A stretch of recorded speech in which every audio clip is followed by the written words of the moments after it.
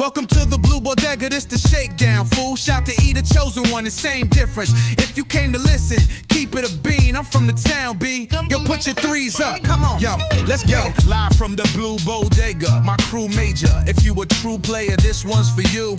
And if you ever got beat for your paper, the Blue Bodega gon' have the truth for you. We the Blue Bodega.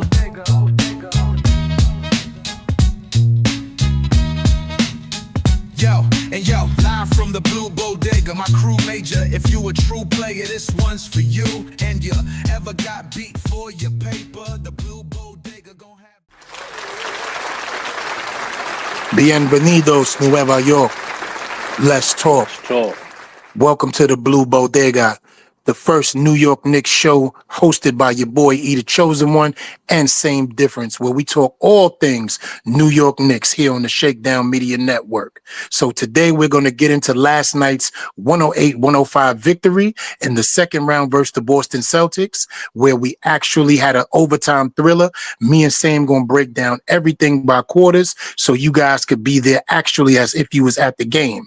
So first of all, let me introduce my co-host. Same Difference. How are you feeling today, my brother?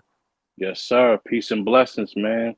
Always good to be here, man. The Knicks doing what they need to do. Let's talk about it. How are you? Yeah. I'm feeling good, brother. First of all, that rush. There's no rush like New York Knicks basketball, especially when they winning, being in the Mecca and feeling that energy all the way from the Garden through my living room was just something different, man. And I'm proud to be a New York Knicks fan. I know people that say you guys have suffered for so long, but you know what though, man? Joy come in the morning. And this morning, brother, it was nothing but joy. How you feeling? I'm feeling great, man. You know what I mean? I watched the game. I went back and watch some of the highlights, you know what I mean? It just feels good to be a New Yorker right now with so much doubt out there in regards to this team and their ability to go ahead and go out there and steal a game or two. And you tell us bullshit about me is fucking dead.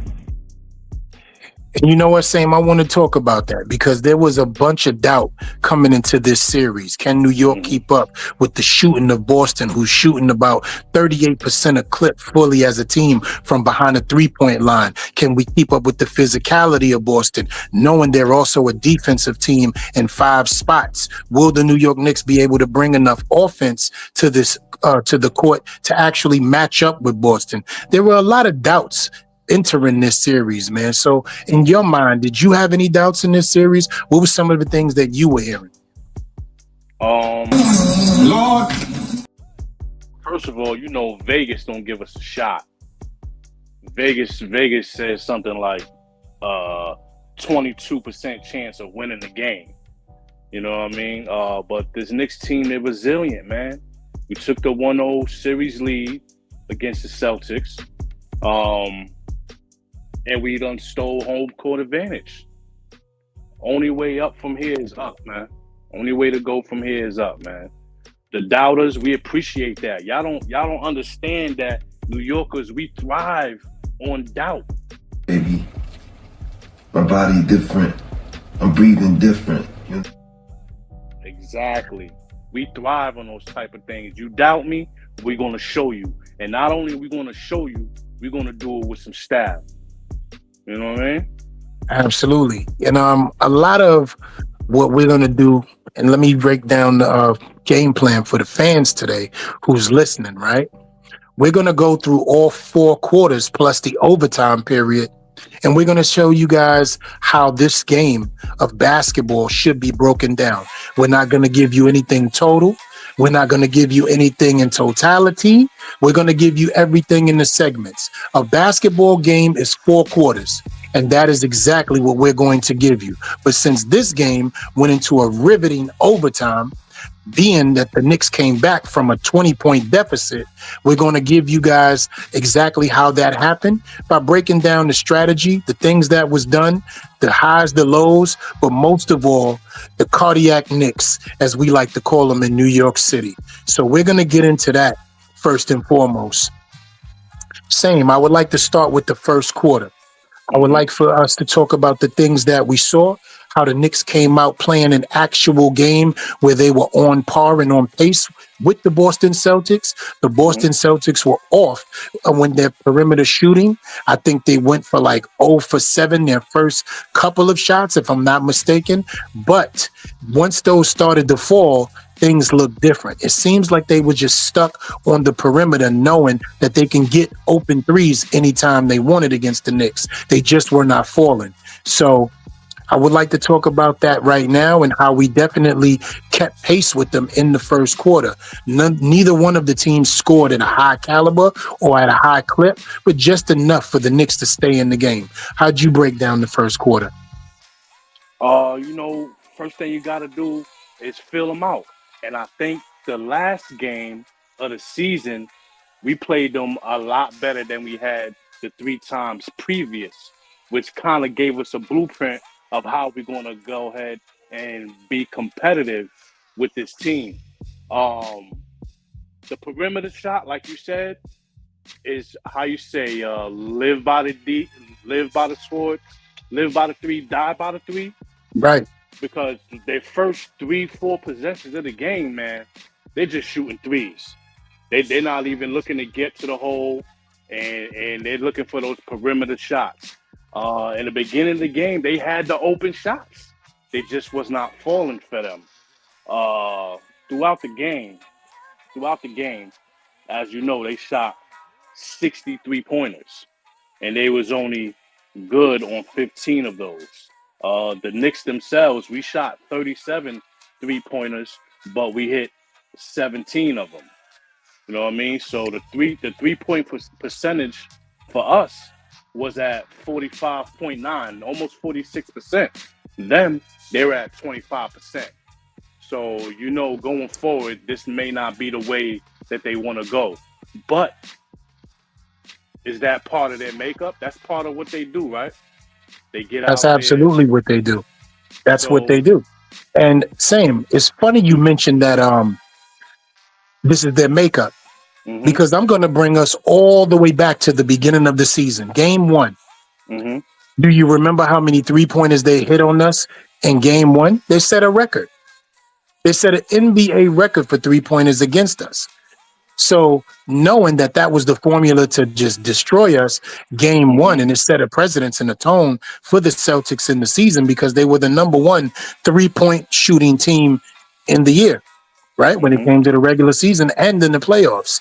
They are playing what you call a motion offense at the perimeter, where the ball touches more than 3 of the players' hands. And if you can't rotate fast enough, they're going to have open looks and open shots. So when you have these two guys in Jason Tatum and Jalen Brown, who not only mm-hmm, can just shoot the perimeter shot, you have a big in Porzingis who can also hit the shot.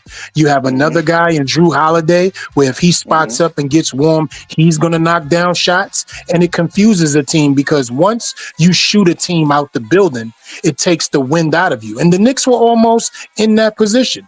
But luckily for us, we were able to bounce back, and we'll get to that third quarter where we started to rally and lock down and actually put ourselves in a position to come back in this game so we could get in the game and make the fourth quarter what it needed to be, and almost could have won the game in the fourth quarter. But we'll get to those things. But that first quarter, it was a tight-knit game, stayed yep, close, and we yep, made sure that we were playing perimeter defense. They just right, were not hitting the shots. So I do credit Tibbs for one thing, allowing his team to play faster, smarter, but better defense over half court. Nobody walked the ball up. Once Boston crossed half, the New York Knicks were right there to meet them at the 3-point line. They just still was pulling, because that's just what they do. mm-hmm, yep. And then early in the game, Cat was in foul trouble. Hart was in foul trouble. So that changed the dynamic up a little bit, because you know how Hart, he the tenacity that he has. One thing I noticed is that Boston's not going to be able to keep up with our physicality, though the refs looking like they're not going to allow it. Like the last series we was in was a very physical series, and we coming out looking like we're going to out physical Boston, but the refs are not on our side with that. They kind of calling every little thing here. So I don't know if that's going to continue once we go back to Madison Square, but that's something to look at going forward while we are in the Boston Garden. Right. And I think the series goes to credit for what we had to do against Detroit. And I think we Exactly. need to give Detroit the credit for that because they played such hard-nosed perimeter defense, in the paint defense, that it was very hard for us to get shots off. This Mm-hmm. series is still going to be defensive, but it's not going to be as tough for the Knicks to get open shots, get to the lane, and create shots for themselves. Like if you remember last series, McBride was relegated to a lot of defensive duties. He may have Right. hit a couple of shots here or there, but in the first quarter of this game, he was able to actually get open, create a shot off the dribble, hit a couple of threes, get into the lane, and we were able to get easy putbacks once Porzingis was off the floor.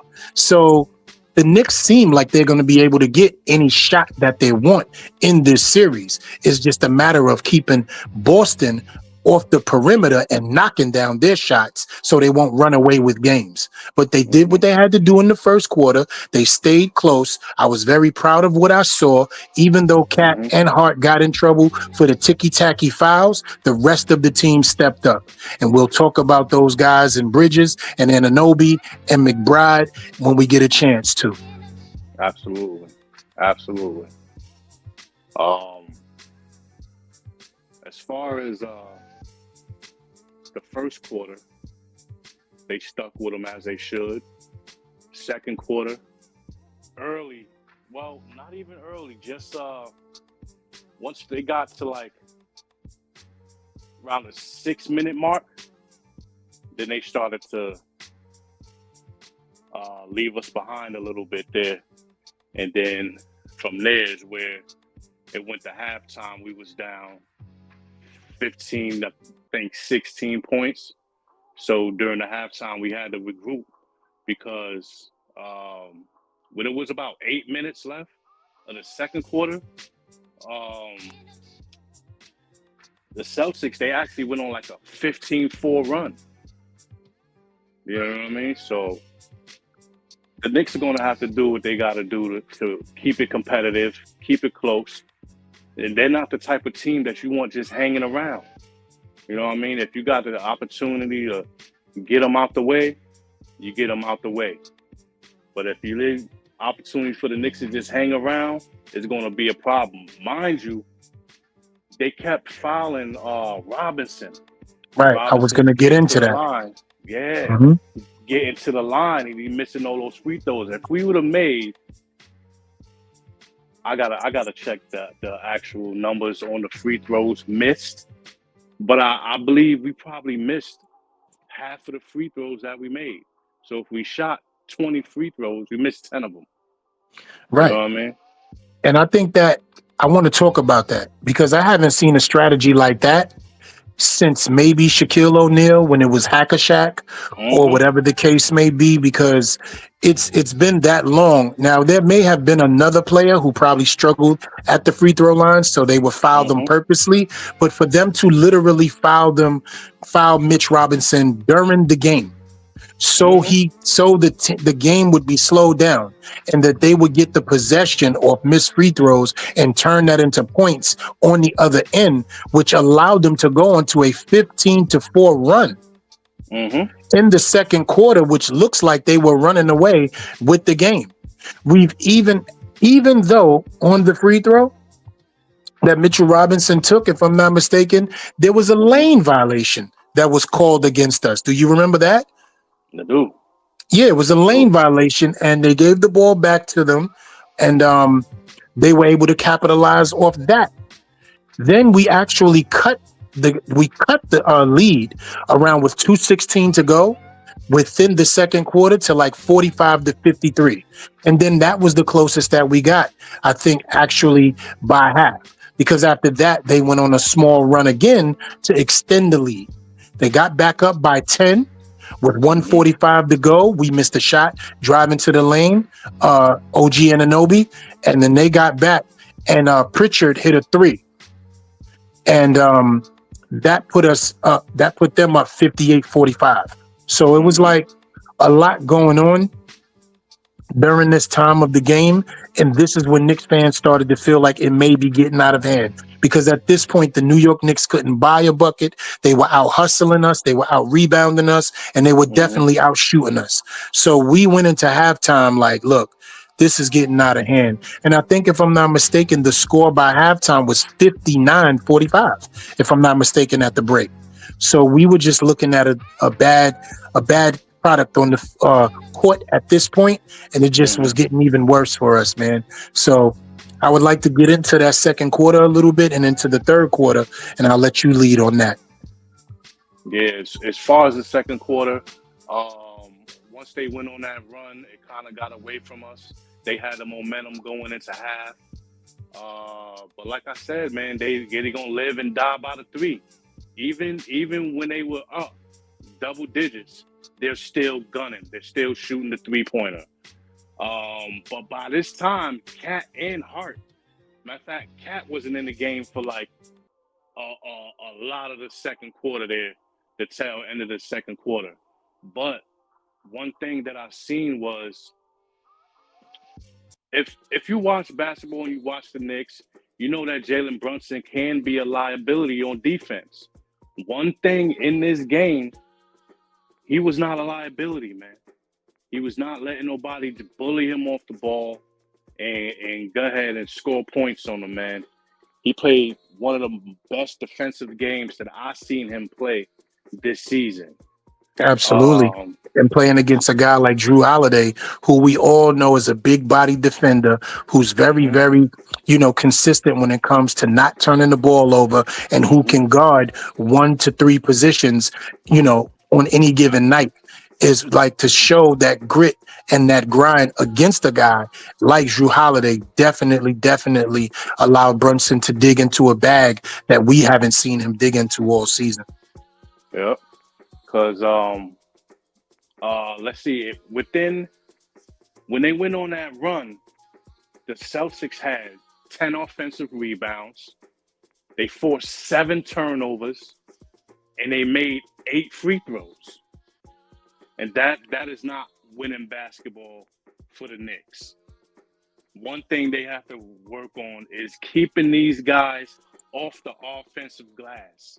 They was able to shoot 63 pointers because they had so many second chance opportunities.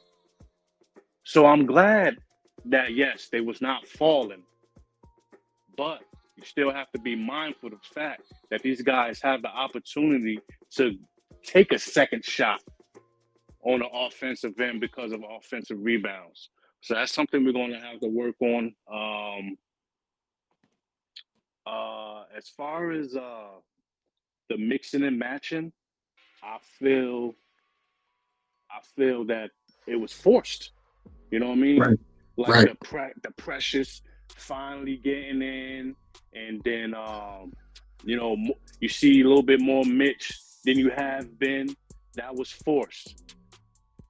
I'm not going to say that this is not one of the better coaching games that I've seen from Tibbs, but I need to see it on a consecutive basis. How you came out about halfway to the tail end of the third quarter, I'm going to need that intensity all 4 quarters. I'm going to need you getting these guys some rest. You know what I mean? Get Achua in there. Get these guys some burn. Let these guys get some run. And we'll see how things turn out. Game 2. And I'm gonna definitely talk about the first half, how hot these guys were, right? And I'm talking about the Celtics, of course, because they had 10 offensive rebounds. Same. You discussed this. That's the reason why they were able to take such a big lead, right? They had 10 offensive rebounds. They forced 7 turnovers, and they were +8 in free throws made. All the things that you brought up, the reason why we couldn't catch up, because we were lacking in these 3 areas. And everybody knows in a series like this, that's going to be rough, tough, gritty, and Rebounding is one of the keys to this series. Forcing turnovers is going to be another key. But the one thing that we cannot play with is the charity stripe. We have to get to the charity stripe for two reasons. One, getting to the free throw line slows the game down. It allows your team to regroup defensively, but it also slows the offensive team that may be hot at that moment down to take some momentum from them, because this is where you may be getting into a rhythm. If your perimeter shots or mid-range shots or even going to the basket is not falling for you, getting to the free throw line is one of the things that gets a player in rhythm. And the Celtics ended the half on an 8-0 run. So not only were we not only out rebounded, they forced 7 turnovers. They were +8 in the free throws made, and then they went on an 8-0 run to take a 61-45 lead at half. Now, the third quarter was a lot different. The third quarter is something that I have to give respect to Tibbs for the first time this season. Although one of his star players in Cat was not filling the basket up at all, guys stepped up in that third quarter, like Mikal Bridges and OG Anunoby, McBride, and also Josh Hart hitting the boards, rebounding. But the one thing that all 5 guys who were on the floor did, where they were meeting the Boston Celtics before they could step to the three-point line. There were times where Cat stepped out on Jalen Brown, Bridges took on White, Brunson off switches. And the one thing I have to give the Knicks credit for, their switching on pick and rolls was immaculate this game. I haven't seen them do that at all, especially in the Boston series. I'm sorry, in the Detroit series, excuse me, because they were so physical. And like I said, although Cat was getting to the basket and he was just looking like he was so unorthodox at times. His feet wasn't set. He was looking like he was belly flopping. The ball was just hitting the back of the rim or the front of the rim, and he just didn't have his feet under control. He just looked wild each time that he went to the basket. The New York Knicks on the defensive end stepped to the Boston Celtics at the perimeter, played up on them closely, which forced a lot of missed shots. So the third quarter is what really got us back in the game. And I want to talk about that a little bit with you. First, starting with OG Anunoby. Wow. Let's talk about the signing of this $212,500,000 man that everybody had something to say about. That's too much money to give him. A defensive player isn't worth that. He said in the beginning of the season, he wanted to show everybody he had an offensive game that nobody knew about, because he had to always be the third or fourth option. But now being at the Knicks, being the third option, and at some point was the first option for the last 25 games of the season, which he averaged 25 points a game, 9 rebounds and 4 assists, then brought that into the playoffs by averaging a good 21 in the last series, 8 rebounds and 5 assists, finishing the season with a 18-point average, and the last series with a 17-point average. He's absolutely showed that he's one of the best two-way players in this game, and he showed up last night big time for us with a total of 29 points to lead us. Absolutely. He has the ability to create his own shot. When he's open for 3, he's shooting at 50%. Last night, man, he had 29 points, 6 of 11 from 3, 4 rebounds, 3 assists, and altogether he was, I believe, shot 50%. He was 10 out of 20 in field goals, 3 out of 4 of his free throws.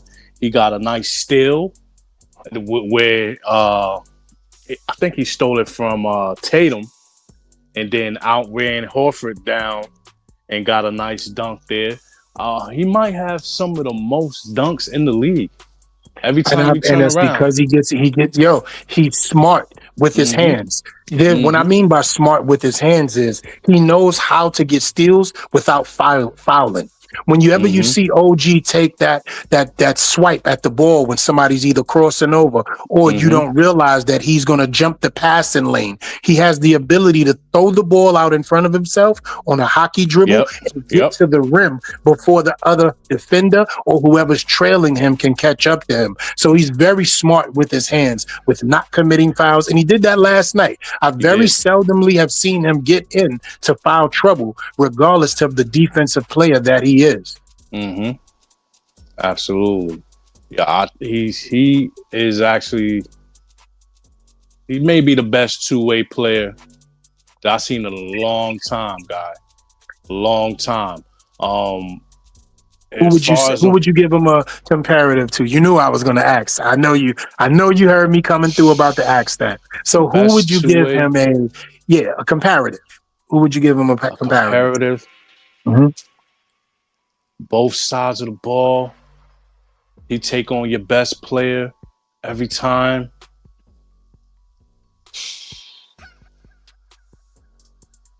I think he's creating his own lane. Okay. As far as in comparative, he's creating his own lane right now. Same question to you, being that I was kind of thrown for a loop on that one to compare him. Okay. Who would you compare his game to right now to be as efficient as he is on both sides of the ball? If you have a Kobe or a Jordan on your team, he's the guy matched up against your best player and Right. still has the ability to put up points. So Now, that same question to you. now for me, when I think of a two-way player, right? I Mm-hmm. think of a guy who's going to guard the best player on defense and Mm-hmm. also who is going to give that best player some fits on offense. Mm-hmm. Right now, I'm going to say, and this is just me, Mm-hmm. I could be wrong. He's the best two-way player in the playoffs right now, right? Now, when you think of two-way players, you think of guys like Kawhi Leonard, Mm-hmm. Paul George, right? Mm-hmm. Guys like that. Um, you can say Drew Holiday is somewhat of a two-way player because he's not as much as a scorer on offense and he can't take over a game, but he's streaky. So that Right. means that if he gets on a roll with scoring a basket or can take charge of his man, he's going to do that.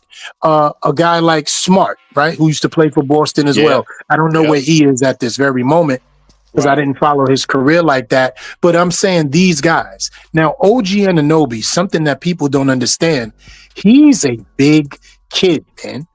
This dude is like 6'8", 6'9", 245, 250.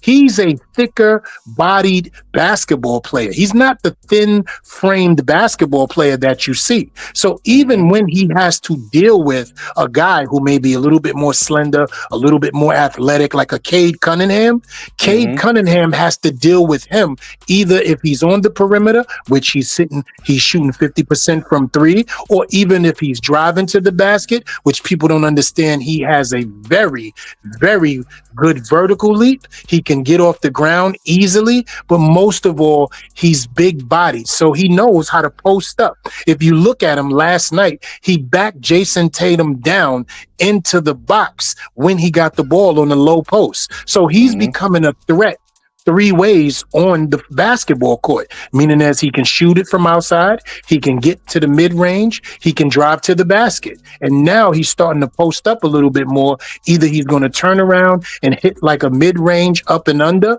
or he's going to actually pass the ball out to the open man. So right now, to me, he's the actual best two-way player in the playoffs. I like that. And I agree with you, especially when you put the fact that you said in the playoffs right now. Yeah, Yes. yeah, absolutely. He has the ability to put the ball on the floor, Mm-hmm. get open without the ball. You know what I mean? Steadily moving, and he's able to hit the three if you leave him open. You know what I mean? Absolutely. So what I want to do is I want to get to this fourth quarter and overtime, right?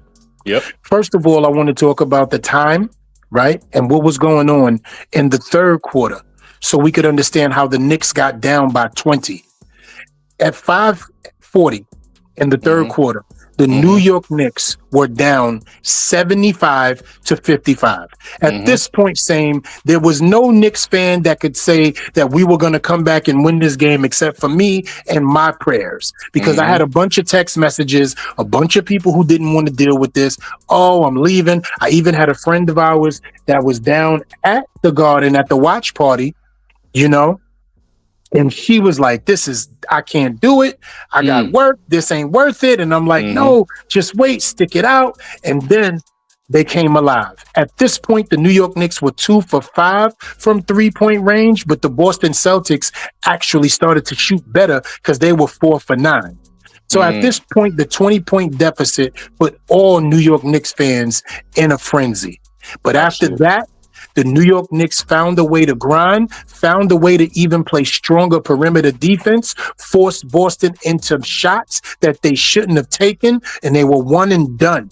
And then the New York Knicks went on a 16-4 run at some point, which allowed them to close out the third quarter and cut the deficit by more than half. Now, going into the fourth quarter, this is when it really turned on. OG Anunoby and of course, the captain, which we love to call him, right? Captain Clutch, a.k.a. Jalen Brunson, really started to go on a tangent. These guys took over the game, hands down. Cat was not to be found. Mikal Bridges at this point was not hitting his shots. Josh Hart was playing hard-nosed defense and helping out with rebounding.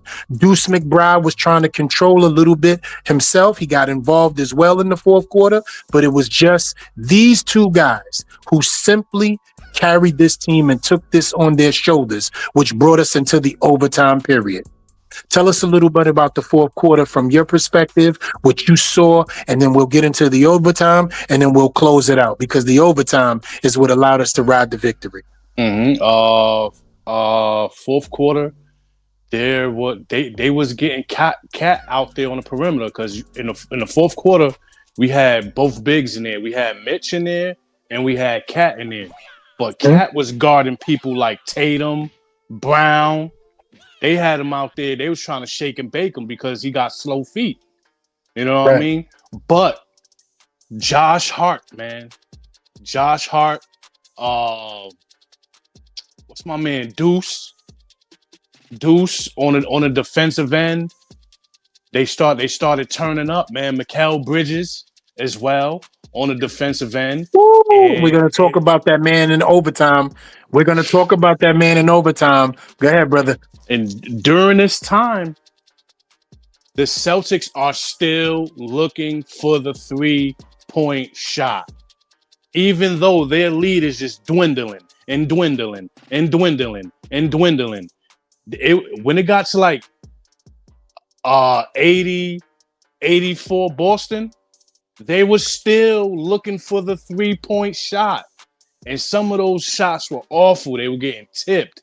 They were airballing. They was going off the side of the rim. But if that's what they choose to keep doing, then that's what they do. OG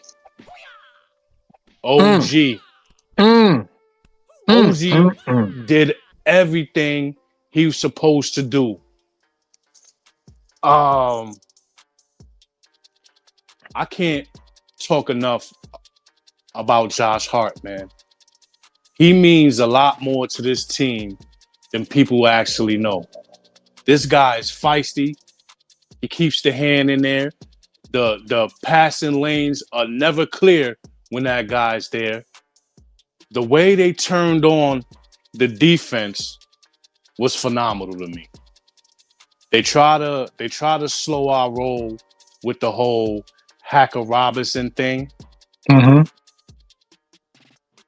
When Jalen Brunson came in, like 8-9 minutes, I think that's the longest rest he had of any fourth quarter coming into this game.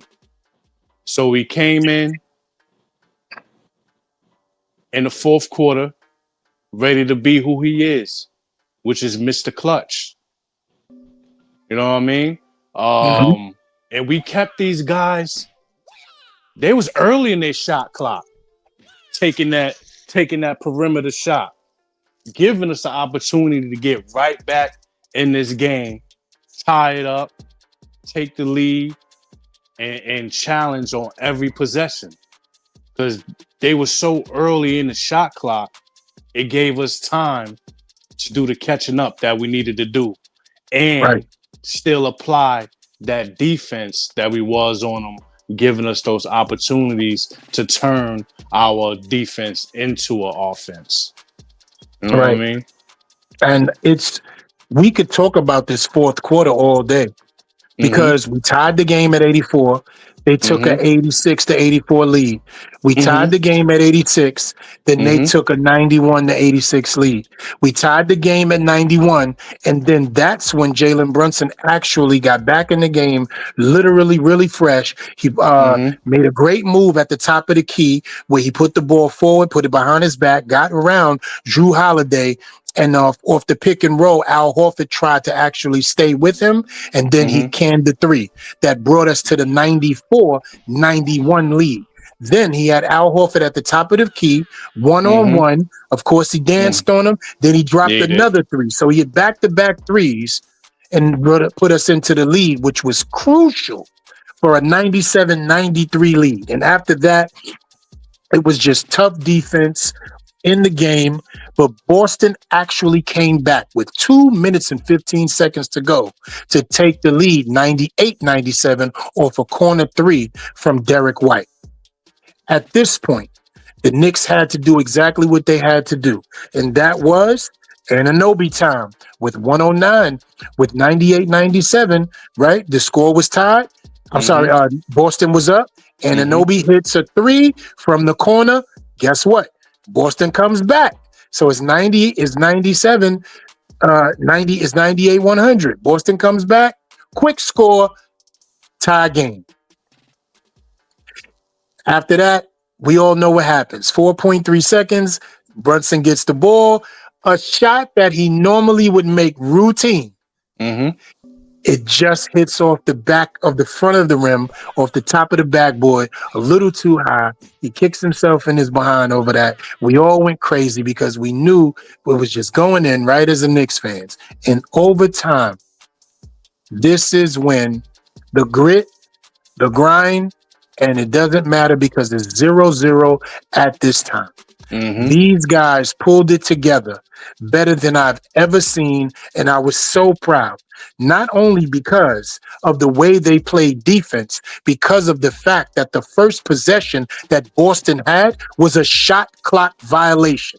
Yep. And a lot of people don't understand how big that is in an overtime situation, because not only has time run off the clock, but you get a chance to get the ball back with time to do what you need to do. The second possession that Boston had, the Knicks played defense again, where Josh Hart ran, stole the ball, threw it in bounds, threw it over to Mikal Bridges. Mikal Bridges throws it over to Anunoby for an and-one dunk. Yes, sir. He hits his free throw. We take over 103-100.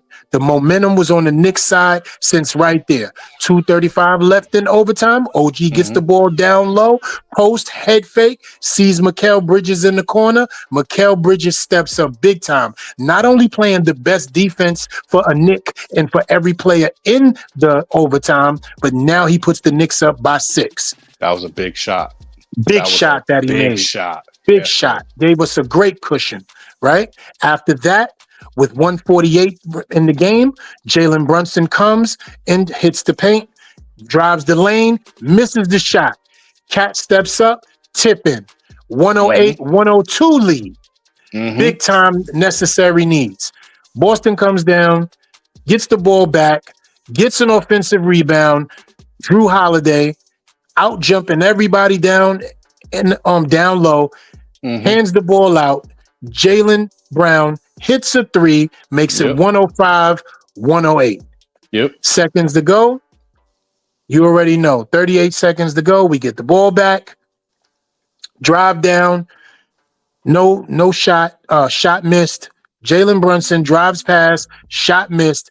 And possibly the play of the game with 3.6 seconds left, if I'm not mistaken. Yes, 3.6 seconds left, right? Celtics call a timeout. They have the Knicks foul them first off because they have one to give. Celtics call a timeout. Inbounds the ball. Cross court. Jalen Brown gets the ball.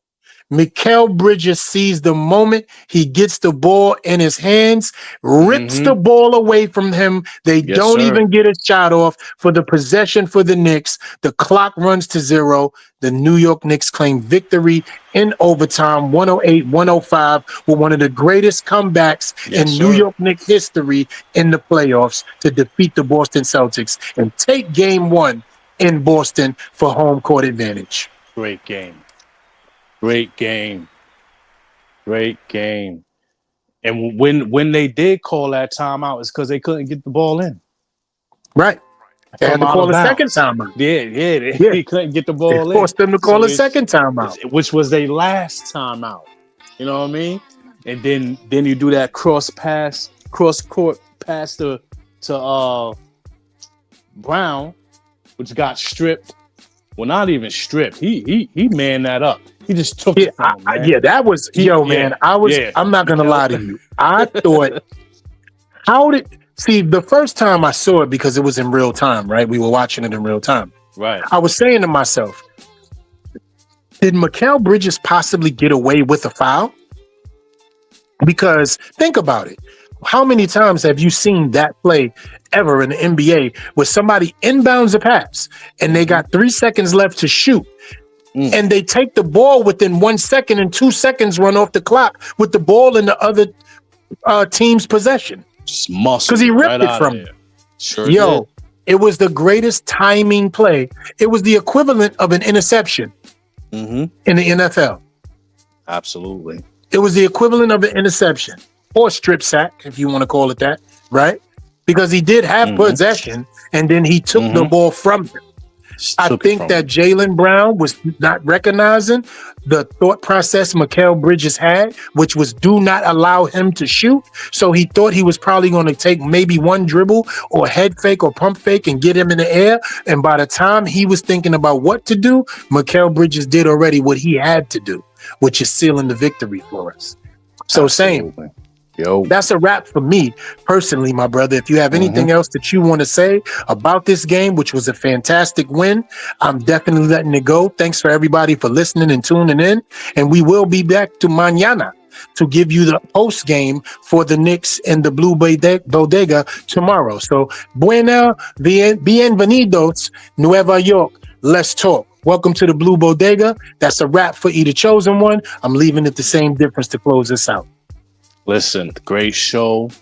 Great game by the New York Knicks yesterday. Way to go ahead and get out there and hustle in the face of adversity. Because even as a fan myself, I was blowing cheeks like saxophone. Pause. Like once I seen them go down 20, I was like, oh man. But I didn't give up on them, man. I still stayed in front of the tube and they pulled through, man. Great game.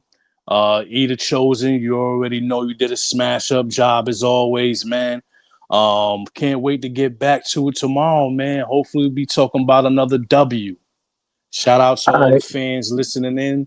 And Blue Bodega, it's your boy, same difference. Appreciation.